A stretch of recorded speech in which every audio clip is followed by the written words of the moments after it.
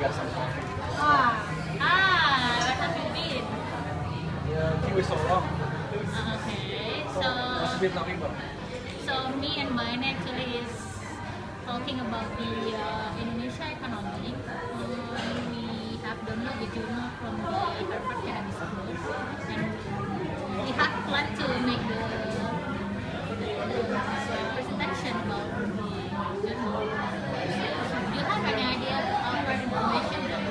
I searched on YouTube and I found a very interesting video about Indonesia, especially the microeconomics. I think you most should look at it.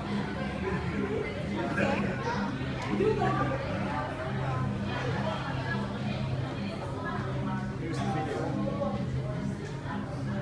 So this is about the microeconomic in Indonesia? Yes. This is a video about Indonesian history, Indonesian strength and weakness, and how Indonesia can be one of the largest economic power in Southeast Asia. Indonesia is the largest economic in Southeast Asia. Yes. Not Singapore or Malaysia. No, because we got the most people, we got abundant natural resources and so on. But there is several things that Indonesia need to handle first before it grows to be even a bigger economic power. Interesting. I think you must see it. Let's just see the video.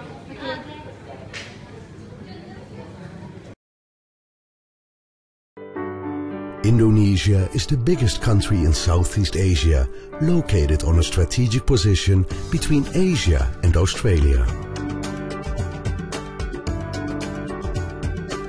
Indonesia is a G20 member with a GDP of 840, making it the largest economy in Southeast Asia and the third fastest growing. The construction sector contributes more than 10% of the GDP, while the mining sector represents nearly 12% of the GDP. Indonesia is politically stable and has a strong investment climate. To sustain the business climate on the long run,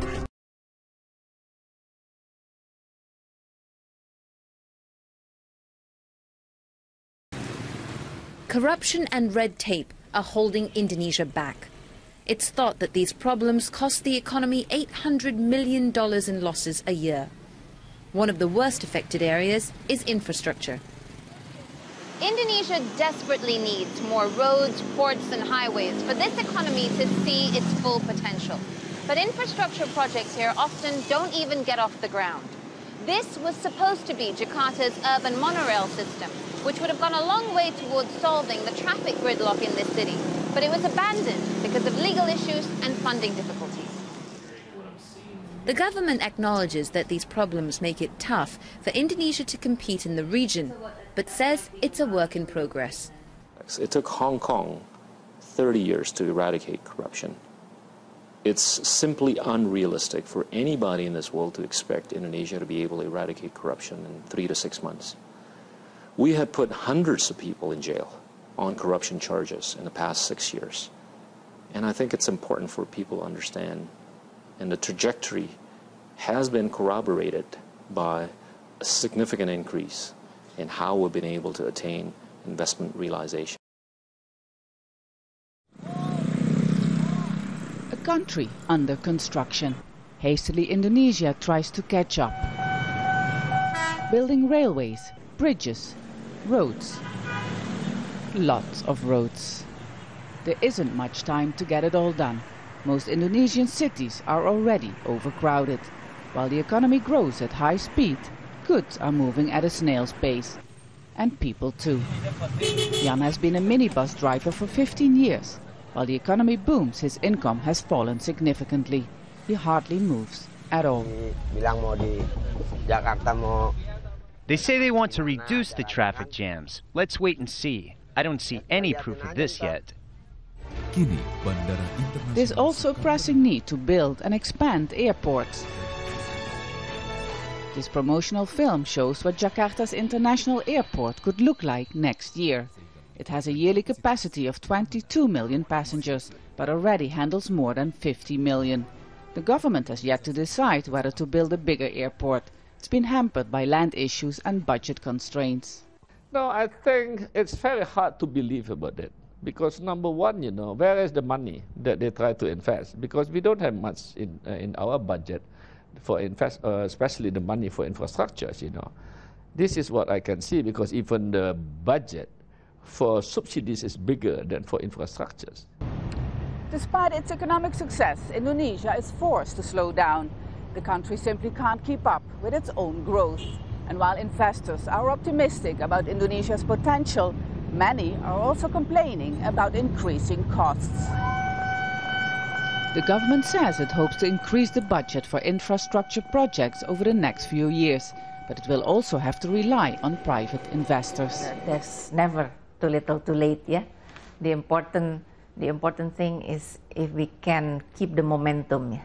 That's very important. If we can keep the momentum of our economic growth, of our economic development, of a more equitable development that we've just started, more inclusive development, including the development of our infrastructure. The minister predicts it will take more than 5 years before Indonesia will see real movement.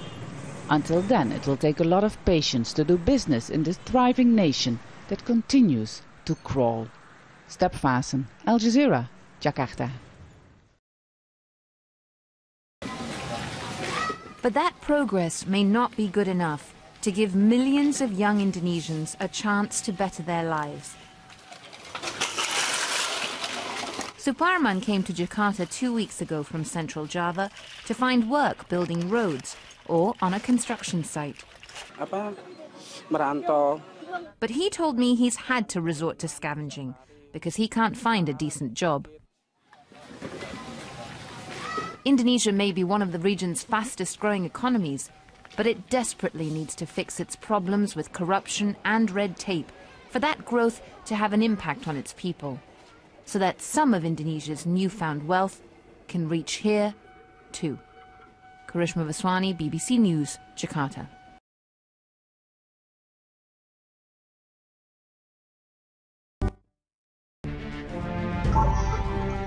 MBA MBA is the master plan for acceleration and expansion of Indonesia economic development. MBA is a preliminary step for Indonesia to accelerate and expand economic development in order to support its transformation to developed country by 2025. This will be done through inclusive, just and simultaneous economic prominent growth. To achieve that goal, the economic growth should be 7 to 8% annually.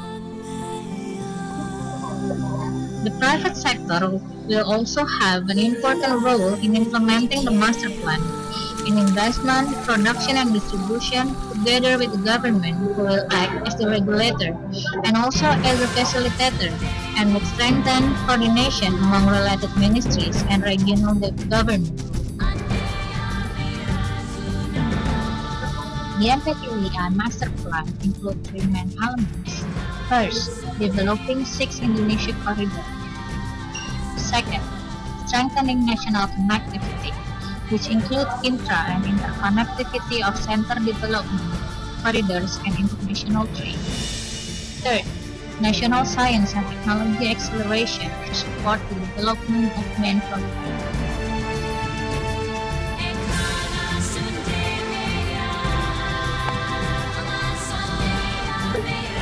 First strategy, build global hub port in Kuala Tanjung.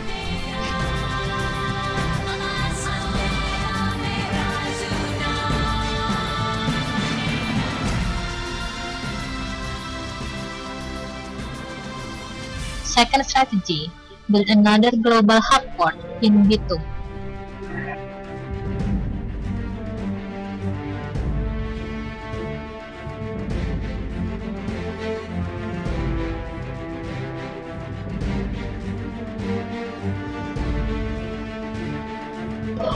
Third strategy, short sea shipping.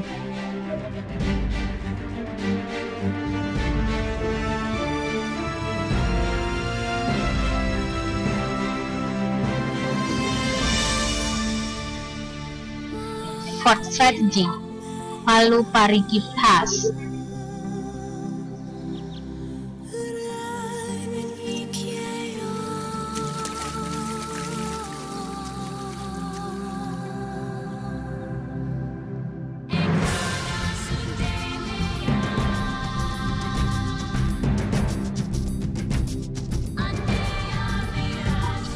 Fifth strategy, single time zone.